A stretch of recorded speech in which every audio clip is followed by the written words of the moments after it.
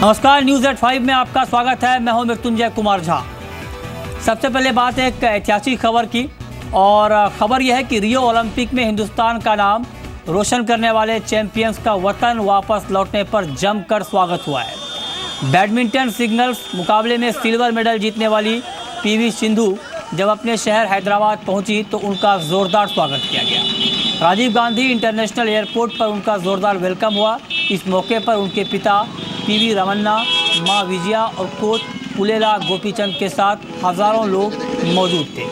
Victory जुलूस के साथ वो गच्चीबावली स्टेडियम पहुंची, जहां तेलंगाना सरकार ने उन्हें सम्मानित किया। वहीं ओलंपिक के जिम्नास्टिक मुकाबले में चौथे नंबर पर रहीं दीपा कर्माकर जब अगरतला पहुंची तो उनके स्वागत में भी कोई कसर नहीं छोड़ी गई। दीपा की हौसला अफजाई के लिए बड़ी तादाद में लोग मौजूद थे। अगरतला में दीपा और उनके कोच विशेश्वर नंदी का भव्य स्वागत किया गया। दीपा ओपन जीप में सवार होकर स्वागत रैली में शामिल हुई।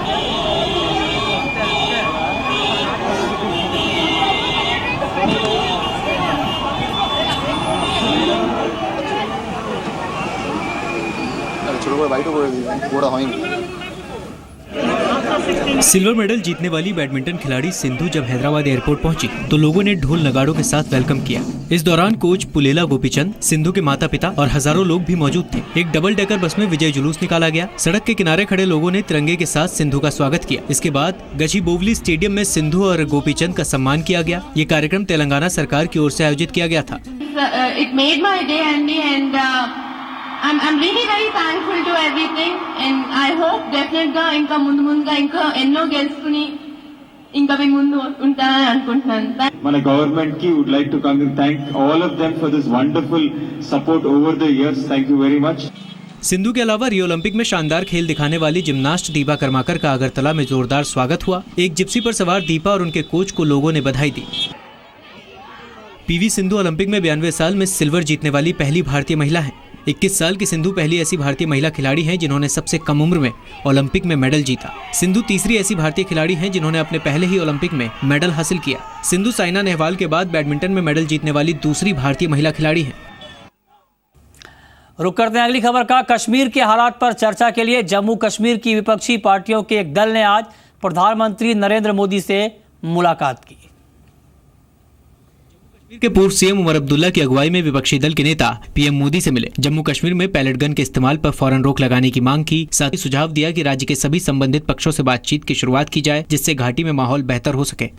कि जम्मू कश्मीर का जो मसला और खासकर आजकल जो घाटी में एक सूरत हाल बनी हुई है, सही तरीके से उसका इलाज खोज के निकालना बहुत ज्यादा जरूरी है। तो उसका तकाजा यही है कि सिर्फ सिक्योरिटी फोर्सेस पर तकिया ना किया जाए। ये लॉ एंड ऑर्डर का ही मसला नहीं है, ये सिक्योरिटी कंसर्न्स का ही मसला नहीं है। ये एंगर, ये जो वहाँ बहरान है, क्राइसिस है, इसकी नवीयत पॉलिटिकल है। जम्मू कश्मीर में अमन बहाल करने के लिए, जम्मू कश्मीर में ये जो इस वक्त खून खराबा हो रहा है, पत्थरबाजी हो रही है, बाकी हड़तालों की वजह से लोगों की जो है मालो जान का नुकसान हो रहा है। अगर अपोजिशन में ये समझती है कि प्राइम मिनिस्टर और प्रेसिडेंट से मिलके वो इसका कोई हल निकाल सकते हैं, बहुत अच्छी बात है। 8 जुलाई को आतंकी बुरहान वानी के एनकाउंटर के बाद से कश्मीर में हिंसा की शुरुआत हुई। कश्मीर के बड़े हिस्से में पिछले 45 दिनों से कर्फ्यू लगा हुआ है।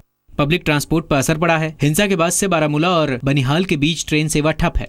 अब तक 65 लोगों की मौत हुई है, 2 जवान शहीद हुए हैं, करीब 7,500 लोग घायल हैं। अलगाववादियों ने 25 अगस्त तक घाटी में बंद का ऐलान किया है। रिनॉल्ट ने अपनी छोटी कार क्विड का नया वर्जन बाजार में उतार दिया है। नई क्विड में 1 लीटर पेट्रोल इंजन है, जिसकी दिल्ली में एक्स शोरूम कीमत 3,95,000 रुपये है। फिलहाल क्विड 800 सीसी इंजन में उपलब्ध है, जिसकी कीमत 2,64,000 से 3,73,000 रुपये के बीच है। नई क्विड पहले से ज़्यादा पावरफुल है, लेकिन इसकी कीमत इस कैटेगरी की दूसरी गाड़ियों के मुकाबले कम है।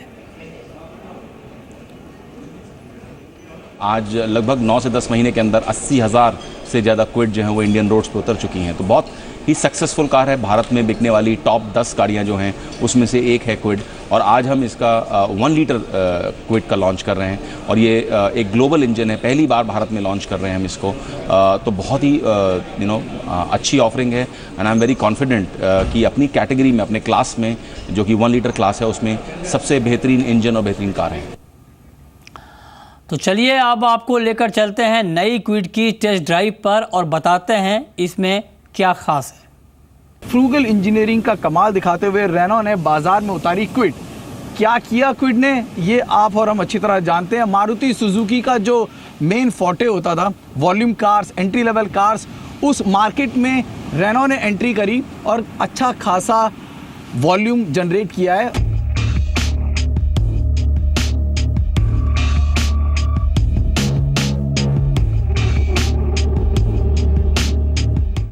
नए 1 लीटर क्विड में भी डिजाइन से बिल्कुल छेड़छाड़ नहीं की गई। जो 2 बेहद हल्के बदलाव दिखे वो है रियर व्यू मिरर पर सिल्वर पेंट का इस्तेमाल और साइड प्रोफाइल पर 1 लीटर की चेकर्ड स्ट्रिप बैजिंग।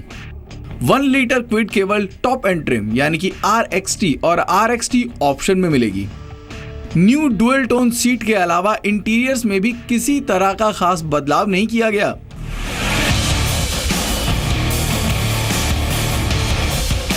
तीन सबसे इंपॉर्टेंट बात पहले ही आपको बता देते हैं। 67 bhp की पावर है जो कि ये रेनो का जो ये नया 1 लीटर का इंजन है वो प्रोड्यूस करता है, और 91 Nm का टॉर्क फिगर्स हैं। और इस फिगर्स में जो बदलाव किया गया है वो जो पहला इंजन था 800 सीसी वाला, उसी इंजन में बदलाव किया गया।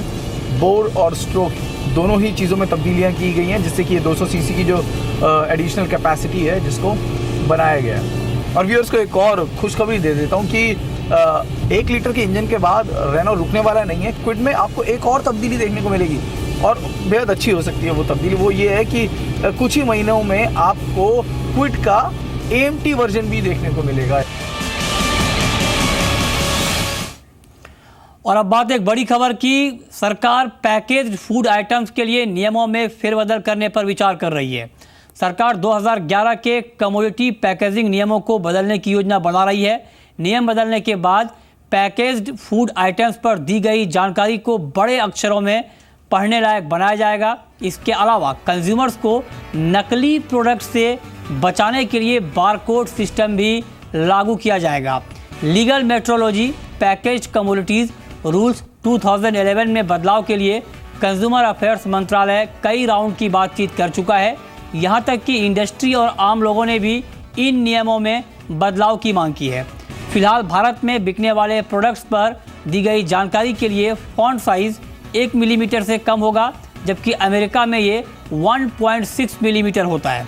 अब सरकार इसे 200 ग्राम पैक के लिए 1.5 मिलीमीटर करने पर विचार कर रही है। तो बड़ी खबर, पैकेज्ड फूड पर सरकार की अब पैनी नज़र है।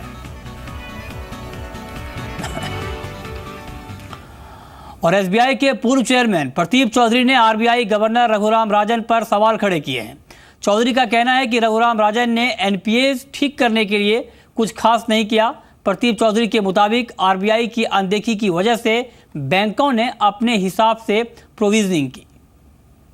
देखिए, एसोसिएट बैंक SBI से मर्ज हो रहे हैं। सैकड़ों अकाउंट हैं जो कि SBI में सबस्टैंडर्ड है और एसोसिएट बैंक में स्टैंडर्ड है। तो क्या किया इन्होंने? यूनिफॉर्म क्यों नहीं किया कि भाई बड़े अकाउंट्स जो हैं वो सारे बैंकों में एक मिनिमम प्रोविजनिंग होनी चाहिए? ये क्यों नहीं किया? सिर्फ दिखावा किया है, काम का जिक्र किया है, काम नहीं किया। और मैं अभी भी कहता हूँ कि banking supervision is the weakest link in RBI। Half hearted है और सिर्फ शो के लिए था। पावर इंडस्ट्री की हालत ऐसी है कि दाम ही नहीं मिल रहा है। फिनिश प्रोडक्ट की कॉस्ट रॉ मटेरियल से कम हो गई है। सरकार ने नए RBI गवर्नर के लिए उर्जित पटेल के नाम का ऐलान कर दिया है। फिलहाल उर्जित पटेल RBI के डिप्टी गवर्नर हैं। सरकार ने उम्मीद जताई है कि उर्जित पटेल नए RBI गवर्नर के तौर पर अच्छा काम करेंगे और ब्याज दरों में कटौती के लिए कदम उठाएंगे। सरकार के मुताबिक उर्जित पटेल को RBI में काम करने का फ़ायदा मिलेगा। सरकार ने शनिवार को नए RBI गवर्नर के लिए उर्जित पटेल के नाम का ऐलान किया था। सूत्रों के मुताबिक उर्जित पटेल 6 सितंबर को आरबीआई गवर्नर का कार्यभार संभालेंगे। मैं महसूस करता हूं कि वो अच्छे ढंग से काम करेंगे। वो उनका पुराना रिकॉर्ड ये बताता है कि वो, ये बात अलग है कि वो ज्यादा एक्सपोजर वाले नहीं है, पर he has got a good knowledge, this I can say. I think so कि he will do well in this area and हम महसूस करते हैं कि वो देश की आर्थिक व्यवस्था को जिस ढंग से मोदी जी के नेतृत्व में हम ले जाने का काम कर रहे हैं, अच्छे ढंग से आगे बढ़ाने का। देखिए, आरबीआई के गवर्नर के लिए जो डिसीजन हुआ है, मुझे लगता है देश हित में है। आरबीआई के गवर्नर इन्फ्लेशन रेट को भी कंट्रोल करने में सक्षम होंगे, क्योंकि मॉनिटरिंग सिस्टम को पहले से ही देखते आ रहे हैं। उनका अनुभव है, उसका लाभ हमें मिलेगा। आज के कारोबार में बाजार पर दबाव देखने को मिला। कमजोर शुरुआत के बाद बाजार पर दबाव बढ़ा और निफ्टी 8,650 के नीचे बंद हुआ। वहीं सेंसेक्स भी 28,000 के नीचे फिसल गया। कारोबार खत्म होने के बाद सेंसेक्स 91 अंक और निफ्टी 38 अंक की गिरावट के साथ बंद हुए। ऑटो, आईटी, फार्मा, बैंकिंग शेयरों में सबसे ज़्यादा गिरावट रही। एफएमसीजी और कंज्यूमर ड्यूरेबल को छोड़कर सभी सेक्टर लाल निशान में बंद हुए। वर्ल्ड मार्केट को, वर्ल्ड इकोनॉमी को इंडिया में कॉन्फिडेंस है। साथ ही साथ आप देखें, अगर इंडिया में जो है वो भी इनफ्लो बढ़ता जा रहा है। और चौथी चीज जो है वो इसका आगे जाके इम्पैक्ट आएगा लिक्विडिटी के कारण, जो इंटरेस्ट रेट पे इफेक्ट आ रहा है। इंटरेस्ट रेट संभावना है कि अगर इन्फ्लेशन कम होगा तो इंटरेस्ट रेट की दरों में कमी आएगी। तो काफी ट्रिगर अभी हैं जिसके कारण मार्केट जाके तेजी से बढ़ेगा। कर्मचारियों की छटनी मामले में आईटी की दिग्गज कंपनी इंफोसिस ने सफाई जारी की है। कंपनी ने कहा है कि इंफोसिस ने कोई छटनी नहीं की है। जिन लोगों को नौकरी से निकाला गया है उन्हें खराब प्रदर्शन और अनुशासनात्मक आधार पर निकाला गया है। कंपनी के मुताबिक एक अंग्रेजी अखबार ने 500 लोगों की छटनी की जो खबर छापी है वो गलत है। एक अखबार में छपी खबर के मुताबिक इंफोसिस ने बड़े कॉन्ट्रैक्ट छीनने और पहली तिमाही में खराब नतीजों की वजह से 500 कर्मचारियों की छटनी की है। सरकार ब्लैक मनी पर लगाम कसने के लिए जल्द ही कड़ा कदम उठा सकती है। सरकार 3 लाख रुपए से ज्यादा के कैश ट्रांजैक्शन पर बैन लगाने जा रही है। इतना ही नहीं, कंपनियों और इंडिविजुअल्स के लिए कैश रखने की सीमा भी 15 लाख रुपए तय हो सकती है। सरकार कैश ट्रांजैक्शन की लिमिट तय करके बैंकिंग सिस्टम के जरिए ट्रांजैक्शन को बढ़ावा देना चाहती है।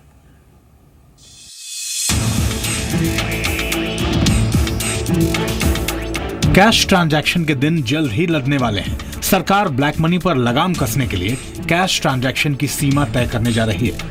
सुप्रीम कोर्ट की तरफ से बनाई गई स्पेशल इन्वेस्टिगेशन टीम यानी एसआईटी के सुझावों के बाद सरकार 3 लाख रुपए से ज्यादा के कैश ट्रांजैक्शन पर बैन लगाने जा रही है। साथ ही सरकार कैश रखने की सीमा भी 15 लाख रुपए तय कर सकती है। एसआईटी ने ही कंपनियों और इंडिविजुअल्स के लिए कैश रखने की अधिकतम सीमा 15 लाख रुपए करने की सिफारिश की थी। हालांकि कैश रखने की सीमा तय करने का उद्योग और व्यापार जगत भारी विरोध कर रहा है। हालांकि जानकारों का कहना है कि सरकार सिर्फ कैश ट्रांजैक्शन पर लगाम लगाकर ब्लैक मनी नहीं रोक सकती। इसके लिए सरकार को कई और कदम उठाने पड़ेंगे। ब्लैक मनी का जो प्रॉब्लम है काफ़ी गहरा है, काफ़ी पेचीदा है। उसके समाधान करने के लिए केवल कोई एक रास्ता नहीं हो सकता। सरकार को मल्टीपल फ्रंट्स पे काम करना पड़ेगा।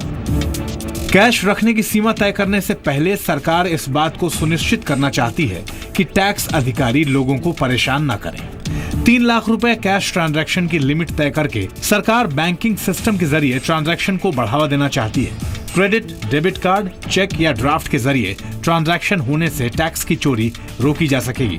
साथ ही ब्लैक मनी पर लगाम लगाने में भी मदद मिलेगी। वित्त मंत्रालय प्लास्टिक मनी के इस्तेमाल को भी बढ़ावा देने की कोशिश कर रहा है। तो सबसे बड़ा जरिया तो रियल एस्टेट ही है ब्लैक मनी का खर्चा करने का, और पॉलिटिकल पार्टी जो इलेक्शन में होता है वो भी बहुत बड़ा जरिया है। तो अगर ये 2 जरिए ब्लैक मनी के खर्चा करने के लिए अगर कम हो जाएं, उनके ऊपर अंकुश लगे, तो लोगों को फिर ब्लैक मनी जनरेट करने का कोई इंसेंटिव नहीं है। ब्लैक मनी के खिलाफ लगातार अभियान चलाने के बावजूद टैक्स अधिकारियों ने ज्वेलरी और कार खरीद में नकदी के लेन देन के कई मामले पकड़े हैं। अब सरकार कैश ट्रांजैक्शन की सीमा तय करके ब्लैक मनी को जड़ से उखाड़ने की कोशिश करने जा रही है। ब्यूरो रिपोर्ट, जी मीडिया। और इस बीच एक बड़ी खबर आ रही है। खबर यह कि खेल पुरस्कारों का ऐलान होगा और 4 खिलाड़ियों को खेल रत्न पुरस्कार दिया जाएगा। जी हां, इस वक्त की एक बड़ी खबर आपको बता दें कि खेल रत्न पुरस्कार पीवी सिंधु को, राजीव गांधी खेल रत्न पुरस्कार साक्षी मलिक, जीतू राय को और खेल रत्न पुरस्कार दीपा कर्माकर को यहां पर दिया जाएगा। इस वक्त की एक बड़ी खबर। और जिस तरह से ओलंपिक में शानदार प्रदर्शन यहां पर किया गया है इन लोगों की तरफ से, तो अब यहां पर खेल पुरस्कारों के जरिए इनको सम्मानित करने की तैयारी चल रही है। साक्षी मलिक, जीतू राय, पीवी सिंधु, इन तमाम खिलाड़ियों को यहां पर खेल पुरस्कारों से सम्मानित किया जाएगा।